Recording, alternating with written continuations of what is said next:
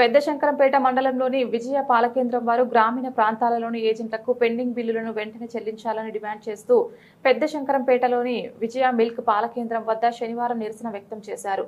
ఈ సందర్భంగా ఏజెంట్లు మాట్లాడుతూ ఇతర మండలాల్లో విజయ మిల్క్ ఏజెంట్లకు పెండింగ్ బిల్లులు చెల్లించారని, పెద్దశంకరంపేట మండలంలోని ఏజెంట్లకు మాత్రం బిల్లులు చెల్లించకపోవడం తాము తీవ్ర ఇబ్బందులకు గురవుతున్నామని వారు పేర్కొన్నారు. ఈ విషయమై విజయ మిల్క్ జిల్లా అధికారుల దృష్టికి తీసుకువెళ్లినప్పటికీ ఏమాత్రం పట్టించుకోవడం లేదని వారు ఆవేదన వ్యక్తం చేస్తున్నారు.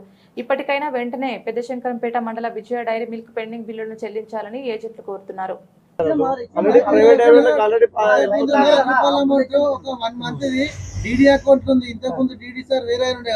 ఆయన అకౌంట్ లో ఉంది. ఆయన ఇప్పటికి మన అకౌంట్ లోకి వెళ్ళలేరు చేయలేరు. ఆయన అకౌంట్ లోనే అదే సార్ మా డౌట్ ఏం లేదు. మాది ఏంటంటే ఈ డబ్బులు కింద లాస్ట్ కి ఇచ్చేస్తారా? అదే మాకు ఇది అనిపిస్తుంది.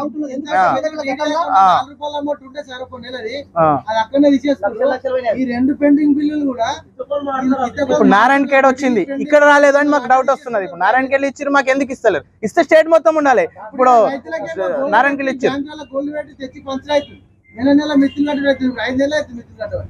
సెప్టెంబర్, అక్టోబర్, నవంబర్, డిసెంబర్, జనవరి, ఫిబ్రవరి, మార్చి 6 నెలలు ఇప్పుడు నెలకు 2000 ఇంట్రెస్ట్, 2000 ఇంట్రెస్ట్, ₹1,00,000. మాకు 100% డౌట్ ఉంది సార్. 100% డౌట్ ఉంది. మెదకుల గతంలో ఫ్రాడింగ్ అయింది అని ఒక ప్రచారం జరిగింది. పేపర్ స్టేట్మెంట్ కూడా రావడం జరిగింది. మెదక్ డైరీ అమౌంట్ లేదు అని చెప్పేసి అదే విధంగా మా అమౌంట్ అందులోనే వెళ్ళిపోయిందా? ఈ ఫ్రాడింగ్ లో ఉన్నదా? లేకపోతే రెగ్యులర్ ఇస్తారా? మాకు ఇస్తామని ఎవరు భరోసా ఇస్తారు? మాకు అమౌంట్ వస్తుందా రాదా? రాదు అంటే వదిలేస్తాం కదా. రాదు అని చెప్పండి, మీ అమౌంట్ లేదు పోయింది అని చెప్పండి. ఎక్కడ పోయిందో మేము చూసుకుంటాం. కానీ మీరు స్టేట్ ఆఫీస్ కొండి, మీరు ఆడాడుకుంటే ఈడాడుకునే సమాధానాలు, పొంతలేని సమాధానాలు ఏంది? ఏదో ఒకటి మాకు క్లారిటీ చెప్పాలి కదా. గతంలో ఫ్రాడింగ్ అయిందని పెద్ద పేపర్ స్టేట్మెంట్ వచ్చింది. ఆ ఫ్రాడింగ్ లో మాది కూడా ఫ్రాడింగ్ అయిందా? మాకు ఆధారాలు ఏమి? మాకు వచ్చేది ఉంది. మాకు బరాబర్ పాలు పోసినాం, బరాబర్ అడుగుతాం. మేము మాకు కావాల్సిందే. ఎట్టి పరిస్థితుల్లో మా పాల పేమెంట్ మేము పాలు పోసిన బంద్ చేసుకుంటాం. మా పేమెంట్లు ఇచ్చేయండి. మీకు 1 లీటర్ పాలు కూడా పోయాం. మేము మీ డైరీ దగ్గర కూడా రామని చెప్పి మరి మీ ప్రెస్ ముఖంగా చెప్తున్నాం. మా ఏదైతే పేమెంట్ ఉందో అది క్లియర్ చేయండి. 1 లీటర్ పాలు గిట్లా మీ డైరీలకు చేస్తే అప్పుడు చెవ్వట్టి అడగండి.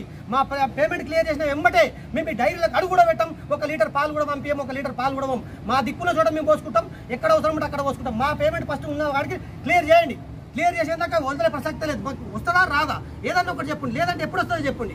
లేదు ఫోన్ చేసినప్పుడల్లా 15 రోజులు, ఫోన్ చేసినప్పుడల్లా 15 రోజులు. 8 నెలల నుంచి రాయబారం నడుస్తుంది. ఫోన్ చేయగానే ఇప్పుడు నెక్స్ట్ బిల్లులా ఇప్పుడు ప్రజెంట్ సార్ అంటున్నాడు ఈ రోజు కానీ రేపు కానీ ఎల్లుండి కానీ 3 రోజుల పడుతుంది ఇప్పుడే చెప్తున్నాడు సార్. 3 రోజుల తర్వాత ఖచ్చితంగా పడుతుందా అని అడిగితే ఏమో తెలియదు. పడితే ఇస్తాం. 50 కోట్లు గవర్నమెంట్ మాకు బాకీ ఉన్నది. ఆ గవర్నమెంట్ ఇస్తే ఇస్తాం అంటే ఏంది సార్? పొందలేని సమాధానాలు, పొందలేని మాటలు మాట్లాడుతున్నారు. ఆ పొందలేని మాటలు మాట్లాడు కాదు. మాకు ఖచ్చితంగా చెప్పండి.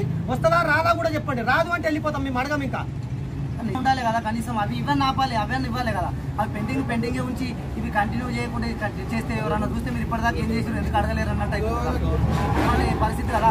సరే డబ్బులు నిజంగానే లేవు, ఆపని. ఇవే ఆపలు వస్తున్నాయి కాబట్టి పిల్లలతో నాగే కుర్చీ మీద కూర్చొని చేసుకుంటున్నాం. ఇప్పుడు 5 నెలల నుంచి మాకు వచ్చిన కమిషన్ లేదు, పాల పైసలు లేవు, ఏం లేవు. బంగారం పెడితే బ్యాంకులో తెచ్చి నెలకు కూడా మిత్రులు కడుతున్నాం. అలా జీతాలు ఒక 5 నెలలు ఆగితే వాళ్ళకి అర్థమవుతుండే. వాళ్ళకి వచ్చేటి కరెక్ట్ వస్తున్నాయి కానీ మీకు వచ్చేటి వస్తలేవు. మరి వాళ్ళు ఆరాం పిల్లలతో ఆగి ఉంటారు. బడ్జెట్ లేకుండా వాళ్ళకు కూడా రావద్దు కదా.